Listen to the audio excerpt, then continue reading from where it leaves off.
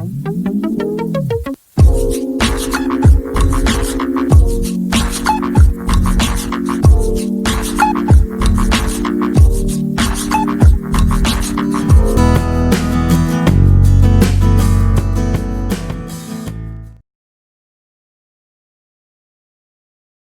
Abbas to the engineer career guidance channel.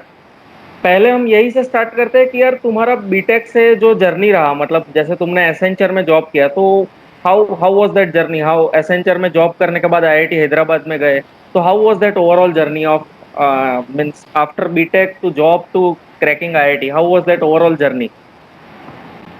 Overall journey मतलब BTech final year में मतलब campus placement हो गया था मेरा एसेंचर में।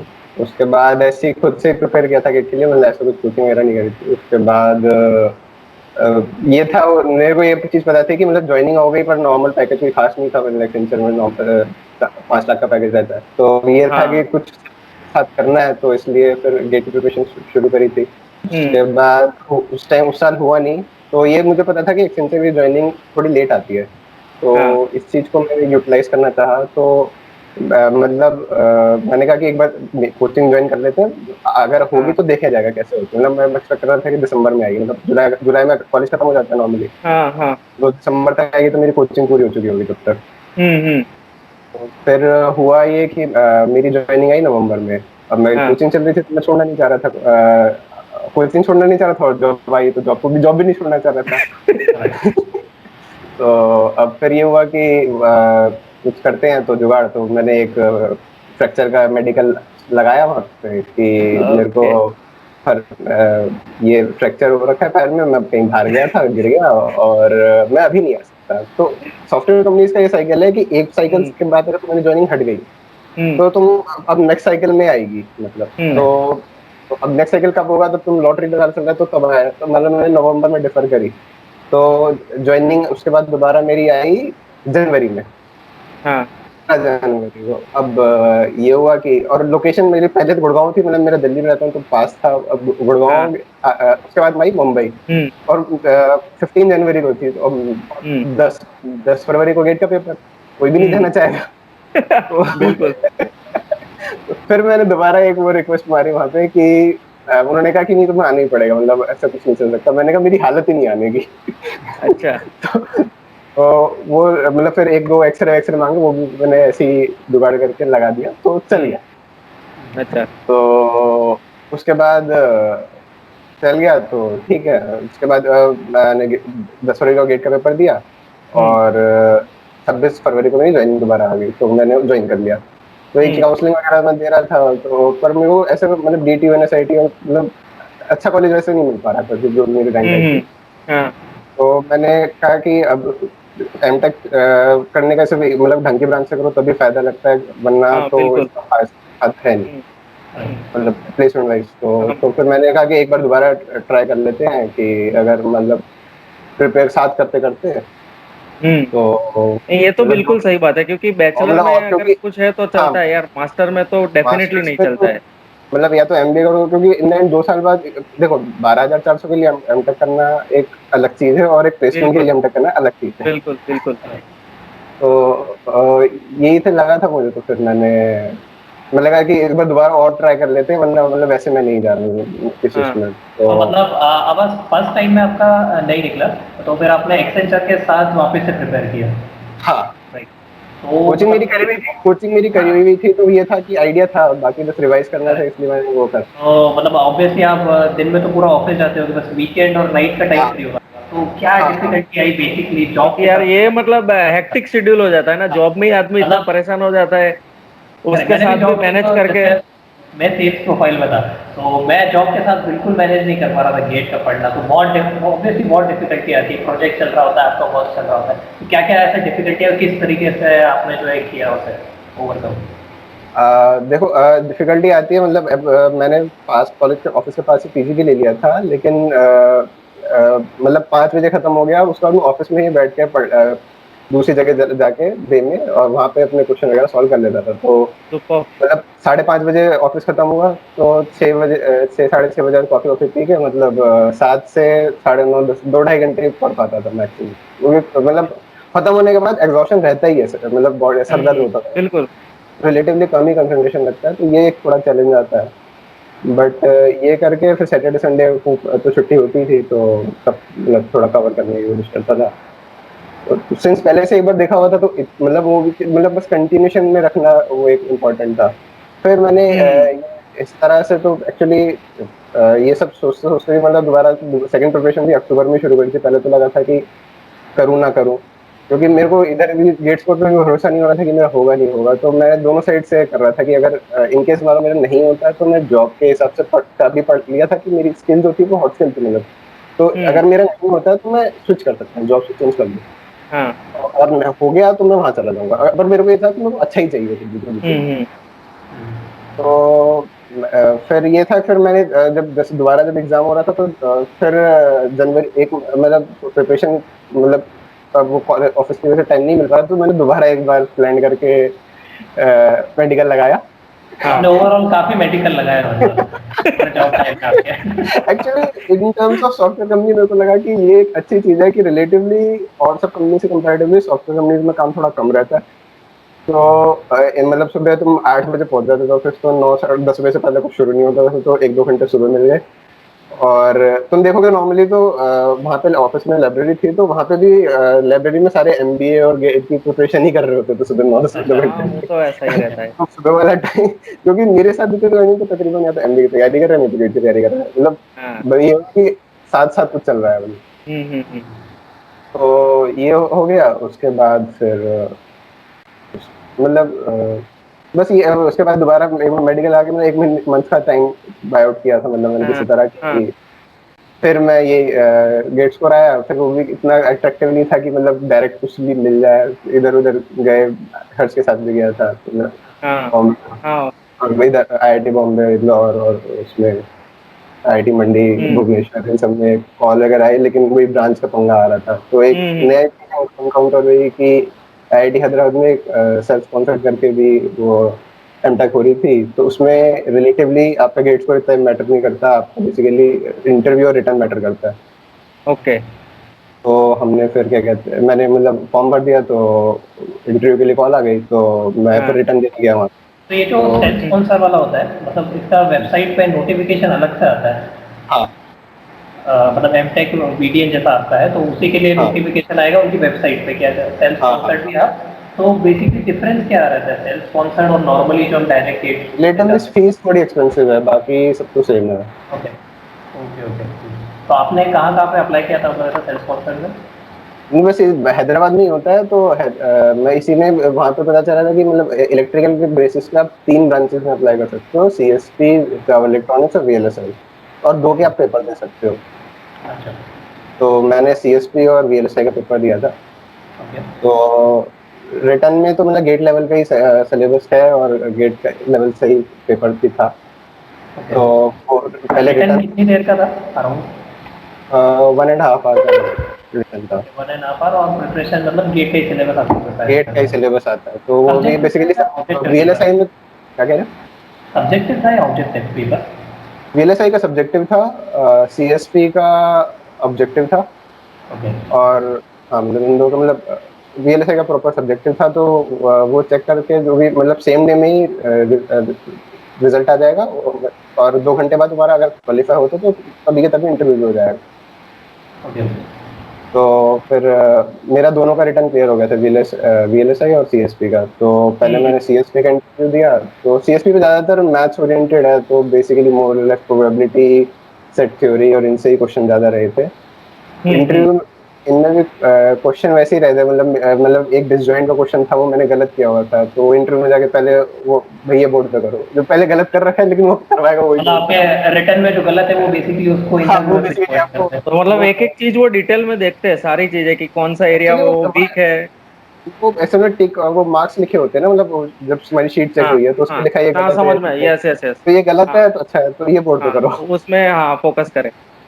हाँ, तो जैसे सीएससी का जो इंटरव्यू है, अगर कोई इसके लिए प्रिपेयर कर रहा है, तो उसके लिए जैसे ये सब्जेक्ट है एनालॉग कम्युनिकेशन, डिजिटल कम्युनिकेशन, जैसे मैथ्स आपने बोला कि मेनली मैथ्स ओरिएंटेड रहता है, ये बाकी सब्जेक्ट भी प्रिपेयर करने चाहिए?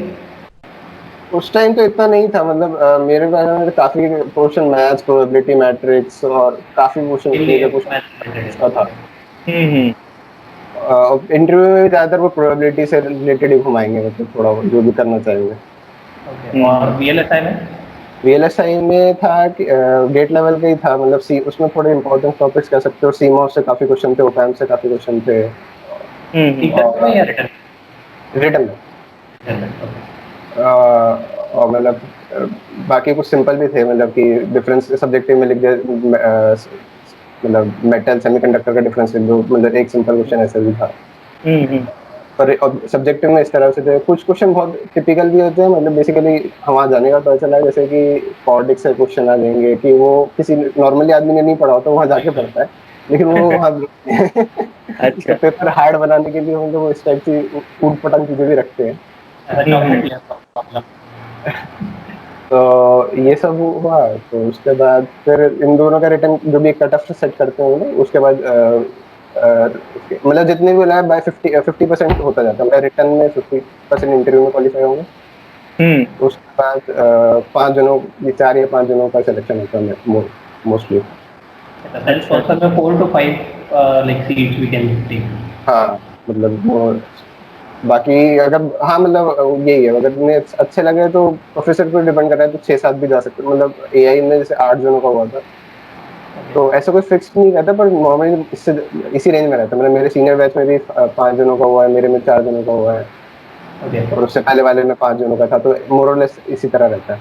ओके, सो टोटल बैच आपका एमटेक का अराउंड 12 स्टूडेंट है, जिसमें 4 to 5 सेल्फ स्पॉन्सर्स है और बाकी direct GATE admission, right? Direct date admission. जैसा अभी आपने एआई भी बोला, तो मैंने आपकी वेबसाइट पे भी देख रहा था, मैं आईटी हैदराबाद की एआई का एक अलग कोर्स दे रखा है, तो वो एक सेपरेट कोर्स है या इसी में ही कोई सब्जेक्ट पढ़ाया जाता है? नहीं प्रॉपर एआई, आईआईटी हैदराबाद एक पहला आईआईटी है जिसने एआई के अंदर बीटेक की ब्रांच अवेलेबल कराई है, और सेम ही उसने एमटेक के लिए भी खोली है, तो बेसिकली बीटेक तो दोनों साथ ही बैठते हैं और सेम ही चीज पढ़ रहे हैं और बेसिकली, उसको बस भी ये। मतलब एक ही साल हुआ है ना? एक ही हाँ, मतलब साल। लास्ट ईयर अलग डिपार्टमेंट है, लास्ट ईयर से ही बनाया है मैंने। अच्छा। हाँ हाँ। तो अब ये है कि बीटेक एमटेक वाले, मतलब बस एमटेक वालों को थोड़ी ये दिक्कत आ सकती है कि बीटेक वालों को सिंस पहले से कोडिंग करते आ रहे हैं, तो वो ज्यादा बुरा में ना, थोड़ा इजी हो जाता है। उनको 2 ईयर में कवर करना है। मोर और लेस एआई के अंदर जो मेरे, जैसे मेरा रूममेट एआई का ही है, तो उसके असाइनमेंट वगैरह ऐसे ही रहते हैं कि जेई मेंस की, जेई एडवांस के सर्कल पैराबोला के क्वेश्चंस दे देंगे, पहले एक अच्छा। मतलब 2 स्टूडेंट पर एक क्वेश्चन असाइन कर देंगे, तो मतलब पहले 2 क्वेश्चन सॉल्व करो, उसके बाद उसे पाइथन में कोड करो, ये असाइनमेंट रहता है अच्छा मतलब। अच्छा। अच्छा। बीटेक में जैसे ना, जो जेई एडवांस के क्वेश्चन होते हैं उनको पहले सॉल्व करो, फिर उन्हीं को पाइथन में इम्प्लीमेंट करो, इस तरह से मूवी तक काफी असाइनमेंट। फैसिनेटिंग लगा, मतलब हमको भी कि एआई ऑब्वियसली भी नो कि कितना बूमिंग टॉपिक है आगे आने वाले टाइम हाँ में। हाँ। तो एक अलग ब्रांच जो उसके बारे में क्या लोगों को जनरली पता नहीं है कि किस तरीके से रिटर्न की प्रिपरेशन करनी चाहिए इंटरव्यू की, अगर हम उसमें अप्लाई करते हैं तो। अगर एआई का कुछ भी हो रहा है तो मैं इसमें मोस्टली एआई मैथ्स ओरिएंटेड ही है, तो करेक्ट। और वो इंटरव्यू में भी अगर मैं बता रहा हूँ, तो मैं अगर आप एग्जाम दोगे तो 80 to 90% क्वेश्चन प्रोबेबिलिटी के अलावा कुछ नहीं आएगा, एक आध ओके। क्वेश्चन कोई कोडिंग का पूछेगा, बाकी आपको प्रोबेबिलिटी ही पूछेगा। वहाँ पे और पेपर में भी मतलब इंटरव्यू में भी ऐसे ही होगा कि मतलब एग्जाम देख लिया, अच्छा यू लुक कंफर्ट, मतलब आई आई हैव आल्सो गिवन मतलब एआई रिटर्न एज वेल, सो उसमें मतलब फर्स्ट पेज में सारी प्रोबेबिलिटी के ठीक थे, तो you look comfortable in probability, अच्छा तो ये वाला क्वेश्चन करो। तो वो यही रहेगा उसका कि वो बोर्ड पे तो इसमें मतलब मतलब जैसे तुमने बताया गेट कंप्यूटर साइंस से ही एआई वाले में एंटर हो सकते हैं, लेकिन इसके अलावा कोई ऑप्शन ही नहीं रहता है, सीएसपी के अलावा नहीं एंटर होते हैं ना बच्चे? हाँ, मतलब नॉर्मली वो सीएस वालों को ही प्रेफर करेंगे, मतलब हम्म। अगर जैसे अच्छा। कोई इलेक्ट्रिकल का है ये है तो वो अप्लाई कर सकता है इलेक्ट्रिकल और हाँ इसमें अप्लाई, इसमें कर पाया था अप्लाई, तो सेल्फ सॉफ्टवेयर वाले में आप अप्लाई कर सकते हो, ओके। और वो मतलब जनरली जितने फाइनल शॉर्टलिस्ट जब मैंने देखी भी थी, तो मतलब मोस्टली सीएस बैकग्राउंड वाले ही सिलेक्ट हुए थे। अच्छा। अच्छा। Because of their coding part and all, I guess. Coding part में हाँ, मतलब ये है, या फिर आपका वर्क एक्स, मतलब जैसे मेरा एक्सेंचर का वर्क एक्स था, या थोड़ा बहुत एक्सपोजर था यही का, मैं उस टाइम पे भी था, इस वजह से मैं थोड़ा एक्सपेक्ट कर रहा था कि शायद मेरा हो जाए, बट हाँ मेरा हुआ नहीं, एआई वाले ब्रांच में मेरा नहीं हुआ, तो मेरा सीएस की और वीएलएसआई में मेरा शॉर्टलिस्ट हुआ। Okay, and you okay. Selected VLSI over CSP? हाँ अब आपका दोनों में शॉर्टलिस्टेड हुए थे, वीएलएसआई में भी और सीएसपी में, तो आपने हाँ वीएलएसआई प्रेफर किया, राइट? हाँ हाँ। रिलेटिवली मेरा सीनियर एक फ्रेंड था, वो आईआईटी हैदराबाद में था, उसने ही बताया था कि हाँ ऑन एन एवरेज पैकेज 19-20 का ही रहता है, तो ओके। वीएलएसआई ज़्यादा बेटर है। मैं एक्चुअली मेरी ब्रांच तो इलेक्ट्रिकल थी, तो वैसे तो देखा जाए तो मुझे पावर इलेक्ट्रॉनिक्स का देना चाहिए था हाँ, मेरा अर्न। अगर देखा जाए तो। हाँ, तो और इवन उन्होंने इंटरव्यू में पूछा था कि why didn't you applied for power electronics, but since मेरे को बैकग्राउंड में पता था कि मैं प्रायोरिटी बेसिस में फर्स्ट वीएलएसआई का पैकेज आता है, उसके बाद सीएसपी, फिर पावर इलेक्ट्रॉनिक्स का तो मोर आपने देन। बिल्कुल एकदम प्रैक्टिकली देखा कि वीएलएसआई हाँ, इज बूमिंग टॉपिक हम राइट नाउ जो चल रहा है और ऑब्वियसली इट्स नीडेड। तो आप इंटरव्यू में सिंस मैं क्वेश्चन ऑलरेडी कैसे जॉब कर रहा था, टैकल किया? तो अब ये मेरे लिए ये मैटर नहीं कर रहा था कि मैं एमटेक कर रहा कि मतलब मेरा पैकेज एक इम्प्रूवमेंट के लिए, जॉब तो मैं कर ही रहा था, तो उससे मैटर नहीं कर रहा ना। मेन था कि थोड़ा 2 साल बाद मतलब दोबारा ऐसा कुछ डेट देने की जरूरत ना पड़े, या ये वाला सीनैरियो ना हम्म रहे। हम्म तो जैसे आपको जो मेन क्वेश्चन था जब आपको इंटरव्यू ने पूछा कि आप पावर इलेक्ट्रॉनिक्स में नहीं जा रहे तो आपने उसको टैकल कैसे किया? मैंने नहीं, एक्चुअली उस time at that time I was more fascinated about AI, so मैंने उसको बोला था कि मैं एआई में ज्यादा इंटरेस्टेड हूँ, सिंस मेरा ओके कुछ वर्क एक्स एआई से रिलेटेड था उस टाइम पे भी। Okay okay. तो ये बोला था, बाकी मैंने कहा था कि actually that was a sudden incident हाँ, एक्सीडेंटल। ये एक इंस्टिंक्ट हाँ, पे वो रहता है ये क्वेश्चन। तो नेचुरल हुआ हो ये कि जाता है। एक्चुअली ये सीएसपी वाले बंदे ने मेरे से पूछा था, और उसने बोला ना कि जब आपने पावर इलेक्ट्रॉनिक्स नहीं लिया, मतलब मैं नहीं लिया, तो लिस्ट उस पे थी, तो उसने ध्यान नहीं दिया, तो मैंने बोल दिया कि मैंने पावर इलेक्ट्रॉनिक्स का दिया है। तो पता है कि तीन तीन कैसे हो रहा है। तो उसको ये दिमाग में था कि मैंने पावर इलेक्ट्रॉनिक्स दिया, मैंने वीएलएसआई नहीं भरा है। ओके। गलती से मेरे पास से निकल गया, तो मैं उस टाइम तो वर्क कर गया पर वो सही हाँ। है। सही था, पर हाँ, सही इसका था। रीजन बना के जाए तो बेटर रहेगा कि हाँ, पावर कि क्यों लेना चाह रहे हैं, या मतलब इस तरह से तो बेनिफिट मतलब होगा। इस तरीके के क्वेश्चन भी इंटरव्यू में आते हैं कि आप ये ब्रांच ले रहे हो तो क्यों लेना चाह रहे हैं, आपका क्या इंटरेस्ट है चलिए, इसमें? जो मेरे को एक्सपीरियंस हुआ, 3 महीने इंटरव्यू दिए थे, तो उसमें 2 मिनट तुमसे वो पूछेंगे कि tell me about yourself, your GATE hmm score. Hmm उसके बाद बेटा चौक लो और खड़े होकर शो करो। आधा घंटे 40 मिनट इंटरव्यू चला था, उसमें वो बैठने नहीं देंगे, तो वो बोर्ड पे कुछ ना कुछ करना है, हम्म, ये तो सही है फिक्स सही रहे। है। तो काफ़ी इंटरेस्टिंग था वैसे आपका मतलब journey, starting from BTech then Accenture में वर्क किया, एक्सेंचर के साथ आपने किया, उसके बाद गेट स्कोर मतलब अराउंड। उसके हेक्टिक शेड्यूल के साथ निकलना, that is the main thing उसका। और हाँ वो वीएलएसआई की अगर अपन गेट स्कोर की बात करें तो इट्स मतलब ऑन एन एवरेज काफ़ी ज़्यादा जाता है। एक आपने एक नया पर्सपेक्टिव दिया कि सेल्फ स्पॉन्सर्ड में भी पीपल अप्लाई कर सकते हैं with less GATE score comparatively, जो कि बिल्कुल वीएलएसआई बिल्कुल। करता है। तो उसमें थोड़ा फीस आई गेस ज़्यादा रहता है। हाँ हाँ। हम्म। तो आपका कोई ऐसा मैसेज ऑडियंस को कि मतलब किस तरीके से प्रिपेयर करना चाहिए गेट के लिए या जॉब के साथ, मतलब मेनली जॉब क्या फोकस करना चाहिए?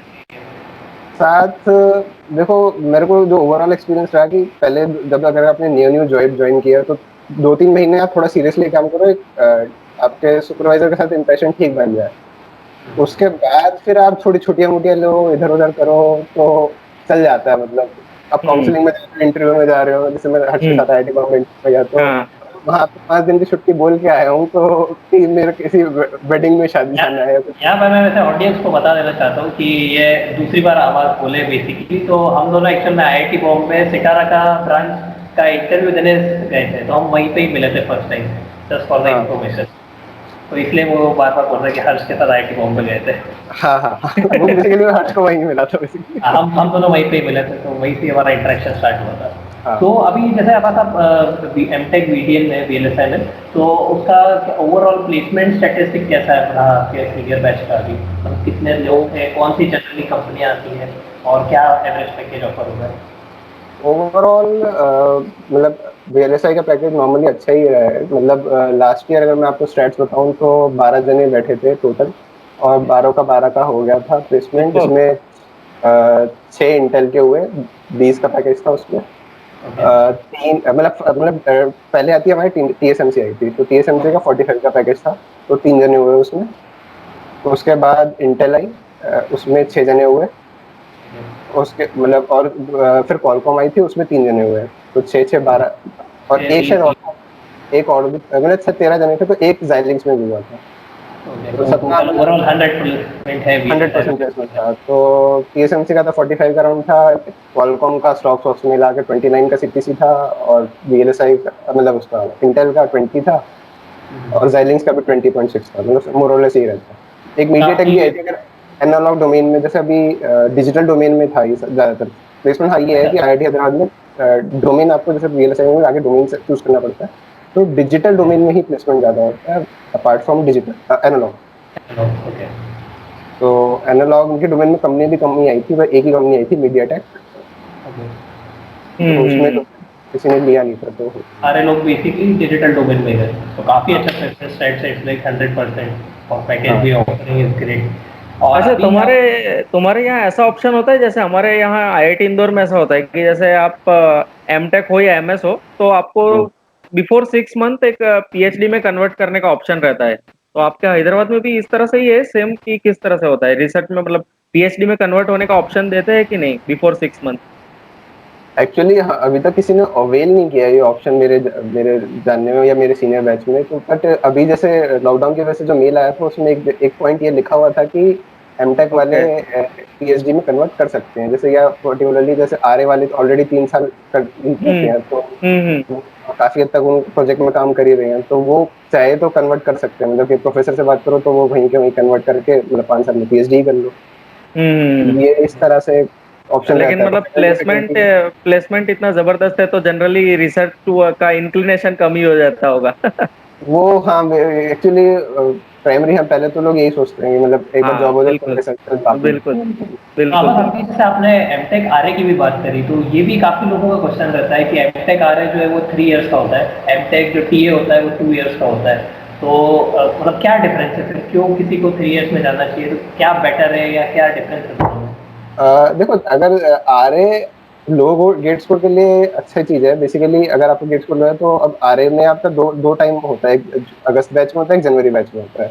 और रिलेटिवली जनवरी बैच में कंपटीशन कम होता है, तो अगर किसी का अगस्त बैच में नहीं हुआ है तो वो उस टाइम ट्राई कर सकता है और हो भी जाता है। नहीं तो कोई खास फर्क हमारे IIT हैदराबाद में कोई फर्क नहीं माना जाता। साथ ही बैठते हैं सारे जने, साथ ही कोर्स रजिस्टर करना होता है, साथ ही बैठते हैं। बस ये होता है कि उनका स्टार्टिंग में ही एक गाइड असाइन हो जाता है, तो उन्हें एक प्रोजेक्ट पे भी basically RA is a project funded.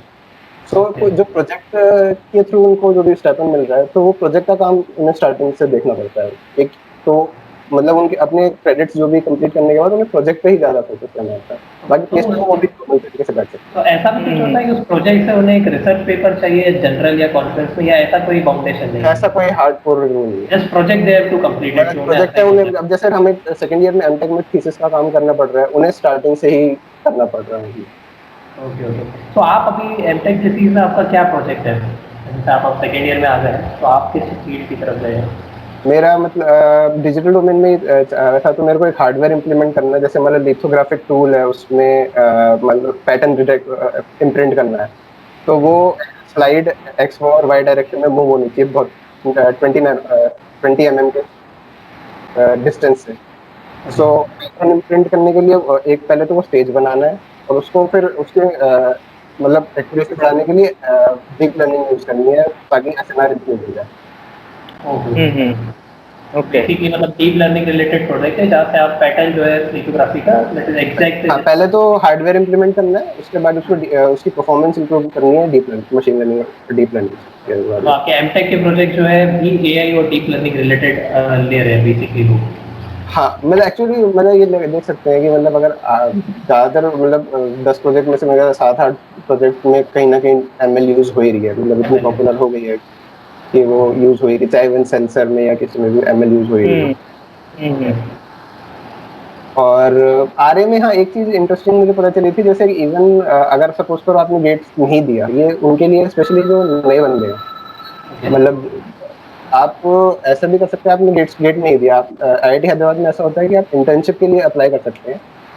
6 months की इंटर्नशिप करी आपने, उसके बाद आपको अब सिंस आपके आप वहाँ रह रहे हैं, तो आपका प्रोफेसर से कनेक्शन बन गया है, प्लस में आप लोगों से जान गए हैं, तो आप जनवरी वाला जो RA होता है उसमें आप वो कर सकते हैं। मतलब आपको गेट देने की जरूरत नहीं है, डायरेक्ट आपका लड़का लोग इंटरव्यू होगा, क्योंकि आपने 6 मंथ हैदराबाद में इंटर्नशिप करी है, इस वजह से आप गेट से एक्सटेंड हो सकते हैं। और सिंस आपको स्कॉलरशिप मिलेगा, तो काफी अगर आपने 6 महीने अच्छा परफॉर्म किया तो काफी डिसेंट चांस है कि आपका हो भी जाए, क्योंकि मेरे दो मेरे बैचमेट्स हैं वो इसी तरह आए हैं। ये भी एक इंटरेस्टिंग चीज है काफी हाँ इंटरेस्टिंग है, मतलब गेट नहीं दिया, बीटेक एंड इंटर्नशिप, और उसके बाद भी आप एमटेक आरए में एंटर कर सकते हैं। तो एंटर ये कर रहे हैं। इंटर्नशिप का एंट्री था, मतलब इसका भी ऐसा वेबसाइट पे कुछ आता है या पर्सनली प्रोफेसर को मेल करना होता है, किस तरीके से एंट्री है? एक्चुअली आप सिंस आप ऑलरेडी टच में हो तो आपको आईआईटी हैदराबाद की वेबसाइट में जाते रहें तो आपको जब भी फॉर्म आएगा आप दिख जाए भर सकते हैं। मतलब वो लोग वरना इंटर्नशिप का भी फॉर्म डालते हैं, जैसा सेल्स स्पॉन्सर्ड हाँ का हमारे हाँ, हमारा था वेबसाइट पे। हर एक का फॉर्म आता है।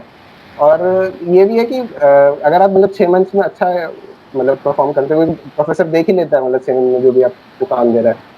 तो मतलब काफी आरए में भी मेरे को ये चीज काफी अच्छा लगा था कि आप कन्वर्ट करके मतलब सिंस ऐसा नहीं है, पैनल 4-5 जनों का होता है तो सेटिस्फाई आपको सभी को करना होता है, बट सिंस आप कॉलेज में एक रह रहे एडेड थे एडवांटेज हो जाता तो एडेड एडवांटेज आता है। है। कोलाबरेशंस का कैसा है? जैसे काफी बोला जाता है कि आईआईटी हैदराबाद का जापानीज कोलाबरेशन बहुत ज्यादा है, तो अपॉर्चुनिटीज मिलती है क्या बाहर प्रोजेक्ट वगैरह से डायरेक्टली? देखो कोलाबरेशन का वैसे हाँ इम्पैक्ट पड़ता काफी होगा ना? सारे आईआईटी हैदराबाद में वो भी है कि जापानीज से काफी अच्छा कोलैबोरेशन है, मतलब हाँ। वहाँ की यूनिवर्सिटीज में आप मतलब आती हैं, कैंप वैम्प लगाती हैं, आप अपना वहाँ मतलब वहाँ हम्म। जापान में पढ़ना चाहते हैं, हायर एजुकेशन करना चाहते हैं तो डायरेक्ट प्रेफर करते हैं लोग। तो एमटेक और में भी ऐसा होता है कि जनरली तो बीटेक में ज्यादा होता है ना, तो एमटेक में कैसा है? मतलब किस चीज के लिए है कि प्रोजेक्ट के लिए, जैसे मान लो आपका सेकेंड ईयर का प्रोजेक्ट है, तो इन एक्सचेंज व्यू। प्रोग्राम अभी मेरे ख्याल से एमटेक में तो नहीं है ऐसा कि मतलब एक ओके। साल आप जापान में जाके पढ़ रहे हो, इस तरह से तो नहीं है, पर मतलब वैसे और अपॉर्चुनिटी अभी पीएचडी करनी है तो जापान की यूनिवर्सिटी आप प्रेफर कर सकते हैं, या फिर वहाँ इनका एक अच्छा। जी का सेट बना रखा है जिसमें मतलब जापान के ही कोई प्रोजेक्ट से कोलैबोरेशन चल रहा है तो आप वो कर सकते हैं। Okay okay. और ओवरऑल कैंपस लाइफ कैसा है आईआईटी हैदराबाद का? कैसा लग रहा है आपको? रिलेटिव आप एक साल हो गया है। मतलब वैसे कैंपस लाइफ अच्छा है, पार्टीज वगैरह डांस वगैरह काफी होता रहता है। हॉस्टल रिलेटिवली यार, हॉस्टल तुम्हारा बहुत जबरदस्त है, मतलब ऐसा फर्स्ट व्यू में तो इट लुक्स वेरी नाइस यार। हाँ हॉस्टल हाँ, बहुत जबरदस्त बना है। हॉस्टल की लुक भी काफी अच्छी है, प्लस में उसमें एक रेडिएंट कूलिंग इन्होंने नया लगाया जहाँ मतलब कि अच्छा। दीवार पर पानी रहता है तो ठंडा रहता है, बेसिकली एसी वगैरह की जरूरत नहीं है वहाँ पे। ये भी ओह एक ग्रेट। अच्छा है। क्या रेडिएंट, क्या बोला आपने? रेडिएंट रेडिएंट कूलिंग एक मैकेनिज्म है, मतलब कि उसमें वॉल्स में पानी वाटर फ्लो करवा रहे हैं तो एसी वेंटिलेशन बहुत अच्छा रहता है, कूल बिल्डिंग बिल्डिंग ठंडी रहती है तो आपको एसी वगैरह की जरूरत नहीं पड़ती। सुपर्ब यार, सुपर्ब। तो इस ये तरह से बहुत अच्छा है, लुक भी अच्छा है और हाँ, फीचर्स भी अच्छे हाँ। हैं बिल्डिंग के। सुपर्ब यार। तो Great। ये है। तो आपका भी आगे का जो प्लान है बेसिकली वो, आपका प्रोजेक्ट अभी आपका हाँ मतलब ये दिसंबर में मोस्टली रहता है तो अभी प्रिपरेशन वगैरह है। तो अभी जैसे कोविड की वजह से अभी तो आई गेस कॉलेज ऑफ हो गया, राइट? तो हम्म। इससे प्लेसमेंट पे कुछ इफेक्ट आएगा लाइक, क्योंकि काफ़ी जो अभी न्यूली इंटर एमटेक वाले स्टूडेंट्स हैं उनका हमारे पास डाउट आया था कि अभी इस टाइम पे एमटेक में इंटर होना ठीक है, क्योंकि एक थोड़ा रिसेशन का पीरियड भी लग रहा है लोगों को जॉब में। तो क्या, what you are thinking of it? मतलब अभी जो एंटर कर रहे हो तो तब तक तो 2022 तक पास आउट होंगे, तब तक तो काफी चीजें सॉर्ट आउट हो जाएंगी, तो मुझे नहीं लग रहा कि उनको इतनी दिक्कत आएगी। अब रीसेंट पास आउट वाले पहले हो चुके प्लेयर्स तो उनको भी ऐसा कोई दिक्कत नहीं है, इंटेल क्वालकॉम वगैरह ने ज्वाइनिंग टॉप कर दिया है। कुछ स्टार्टअप्स हाँ मतलब ये है कि जो कोडिंग बेस्ड थे स्टार्टअप, मान लो जोमेटो, ओयो, अब ये ऑलरेडी कोविड से काफी सीवियरली इफेक्टेड है, इन्होंने ऑफर लेटर कैंसिल करे भी हैं कुछ के, मतलब इन्होंने एक तरह मतलब एक तरह से बैन भी कर दिया कंपनीज को, जिन्होंने कुछ स्टार्टअप्स ने ऑफर कैंसिल करे हैं तो, और उनको ये भी कोशिश करा रहे हैं कि और किसी कंपनीज में बिठा के फेस करवा देंगे। ज्यादातर कोडिंग ब्रांचेस के लिए कंपनी ज्यादा आती है, मान लो 200 कंपनी के अराउंड आती है आईआईटी हैदराबाद में, उसमें से लगा लीजिए आप 140 के अराउंड तो कोडिंग की रहती है। ओह। मैं क्रेज ज्यादातर उसी का रहता है, तो ये इस चीज का है, तो इसलिए तो उसी में उसी सेगमेंट में थोड़ा वेरिएशन भी आ सकता है कि कुछ स्टार्टअप अफोर्ड नहीं करते, उनका बिजनेस लुक लीजिए।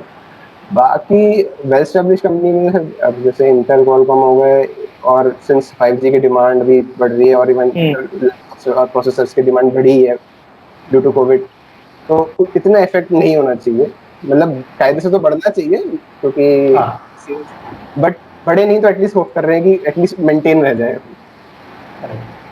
मतलब ज़्यादा ऐसा अफेक्ट नहीं आएगा आपके हिसाब से कि प्लेसमेंट्स एंड ऑल पे? अभी तक तो ये मान के एटलीस्ट चल रहे हैं, बाकी हाँ, तो सोच क्या होता है। Definitely I we also hope कि ये सिचुएशन जल्द से जल्द खत्म हो जाए इंडिया में, if no one is happy with it for sure.